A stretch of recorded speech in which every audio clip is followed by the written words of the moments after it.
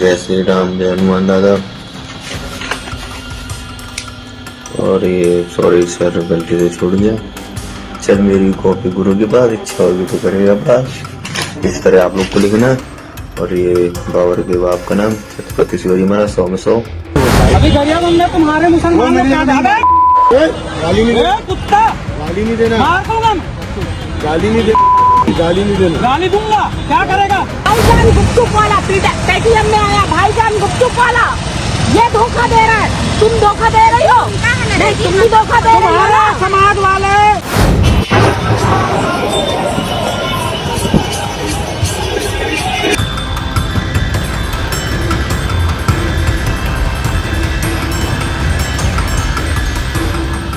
बांग्लादेश में जो कुछ हुआ वो सबने देखा, और वहां जिस तरह से हिंदुओं के साथ व्यवहार किया जा रहा था, उसके एवज में हमारे देश के अंदर किस तरीके से मुसलमानों को टारगेट किया जा रहा था, याद है ना? बांग्लादेश के नाम पर, खिलाड़ी के नाम पर शाहरुख खान को गद्दार कहा जा रहा था, तमाम चीजें। लेकिन जब ये सब चीजें हैं कि बांग्लादेश में हिंदुओं पर कुछ होगा तो हम मुसलमानों के खिलाफ ऐसा करेंगे, तो ताजा तरीन जो वहां की सरकार बनी है उसका मंत्रालय देख लीजिए। वहां उन्होंने अपने मंत्रालय में कट्टर मुसलमान है, वहां पर तो यहां के नेताओं के मुताबिक या यहां के हिंदूवादी संगठन के मुताबिक अगर ऐसा है तो वहां दो हिंदुओं को मंत्री बनाया है।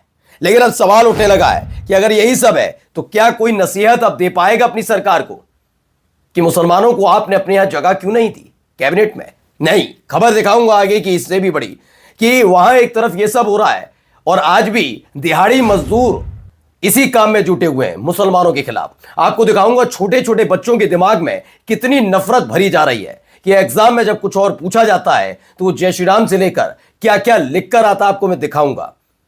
वो भी देखिएगा, हेमंत बिस्व शर्मा के खिलाफ कहां पर एफआईआर दर्ज हुई है वो देखिए, और भी कई महत्वपूर्ण खबरें हैं, दिखाऊंगा आपको। नमस्कार, मैं हूं प्राज्वल गौतम और आप देख रहे हैं द लाइव टीवी।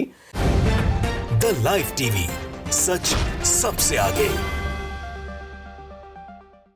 सबसे पहले जरा ये पढ़िए, ये बांग्लादेश ने की सरकार बनी है, तारिक रहमान वहां पर मंत्री बन गए हैं, लेकिन इन सब के बीच 2-3 नाम हैं जो बड़े चर्चा में है, जिसमें खास तौर पर उनके मंत्रिमंडल को लेकर सवाल था कि भाई मंत्री बनाए गए हैं तो देखिए इसमें 2 मंत्रियों को जगह दी गई और दोनों कौन है?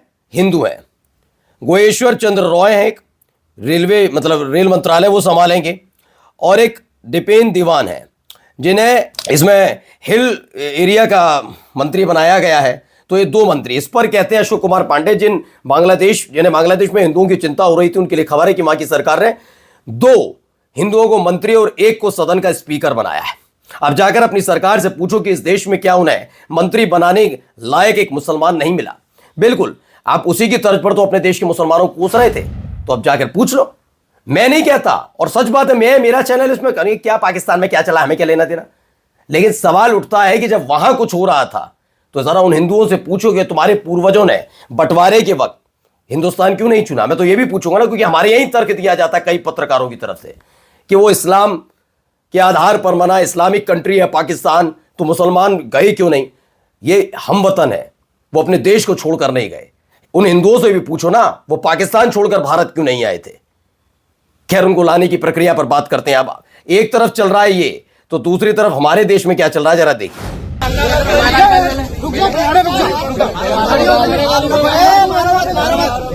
सारे लोग दूर हट जाओ, रुक जाओ, सब तो दूर हट जाओ, गाड़ी रुक जाओ, मना कर देना, समझ में नहीं आ रही, कोई मानना मत, कोई 1 सेकंड भैया, अपना कैमरा किसके पास है?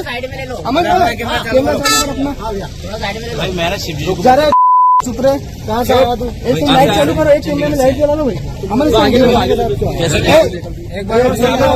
तो मध्य प्रदेश के उज्जैन में गैर हिंदू युवक की पिटाई का मामला सामने आया।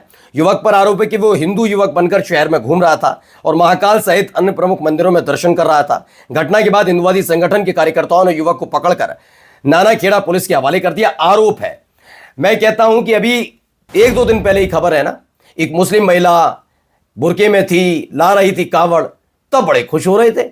एक मुस्लिम युवक, मैंने कहा इनके हिसाब से होना चाहिए, इनको बताकर होना चाहिए, इनको खुश करने के लिए होना चाहिए, ये तमाम चीजें होनी चाहिए। अब आइए, राना यूं में उन्होंने एक दावा किया है। क्या है कि मोदी गवर्नमेंट ने 63 लाख रुपए सनातन संस्था नाम के एक इवेंट के लिए खर्च करे, और ये बुलाया गया है फॉर हिंदू राष्ट्र और रिमूविंग मुस्लिम्स। ये बहुत बड़ा सवाल है कि हमारे टैक्स पेयर के पैसे का इस्तेमाल हमारे देश के संविधान के खिलाफ कैसे कर किया जा सकता है। ये सवाल का जवाब क्या सरकार दे पाएगी? देना तो ये भी चाहिए कि हमारे देश के बच्चों के दिमाग में क्या भरा जा रहा है, जरा देखिए। नाम लिख रखा है राघव, जय श्री राम, जय हनुमान दादा। अच्छा, और ये सॉरी सर, गलती से छूट गया। चल मेरी कॉपी गुरु के पास, इच्छा होगी तो करेगा पास। इस तरह आप लोग को लिखना। और ये बाबर के बाप का नाम छत्रपति शिवाजी महाराज, 100 में 100, जय श्री राम। और थोड़े पैसे लगा रखिए, इसको लगाने से अपने को 100 में 100 मिल जाएंगे। छूट गया।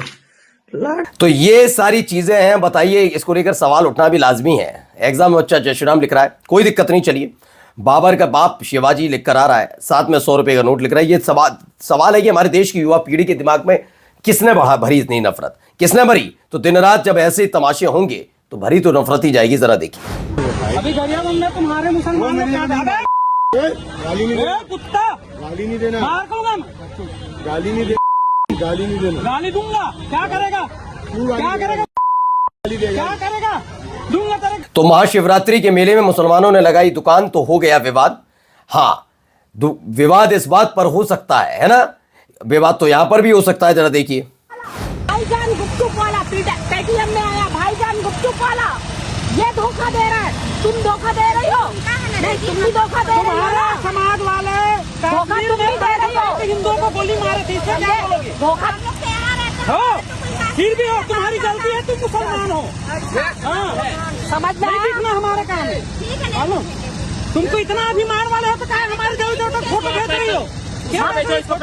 भगवान को लपेटो। जब आप सम्मान नहीं करते हैं तो हमारे देवी देवताओं की फोटो कैसे बेच रही हो? सही है, ठीक है। फिर जो ताजमहल के बाहर हिंदुओं ने दुकान लगा रखी, उनसे भी जाकर कहिए कि वहां पर हिंदू देवी देवताओं की तेजो महल के नाम से बेचे जाए, कह के देख लें। ये भी तो करो ना, जाकर अजमेर शरीफ में जाकर देख लो। ये सब भी करना चाहिए, लेकिन मैं कहता हूं वहां करने की इनकी हिम्मत नहीं हो पाती। अब आइए दूसरा तमाशा यहां पर भी देखिए, यहां क्या हो रहा है, जरा देखिए।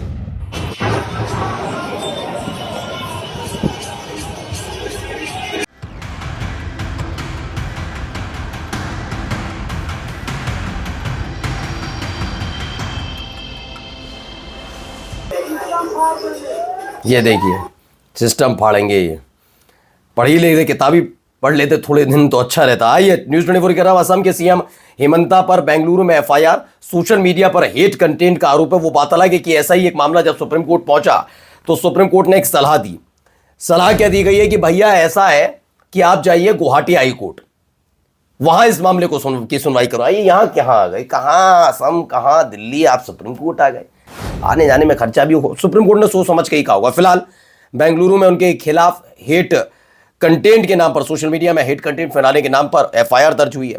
अब एक खबर है, मुस्लिम बिजनेसमैन एक donates land for temple in Punjab India. Punjab में एक मुस्लिम व्यापारी ने मंदिर बनाने के लिए जमीन दान में दी है। मैं कह रहा हूं बार बार, ये पंजाब में हो रहा है। उत्तर प्रदेश में होगा तो शायद एक्सेप्ट भी कर ली जाए कि मुसलमान ये है, लेकिन अगर एक हिंदू ने जमीन दे दी तो पहले जांच बिठा दी जाएगी। और सोचो, मैं ये नहीं कह रहा हूं कि कोई मुस्लिम संगठन, सॉरी ये हिंदू संगठन करेगा ना।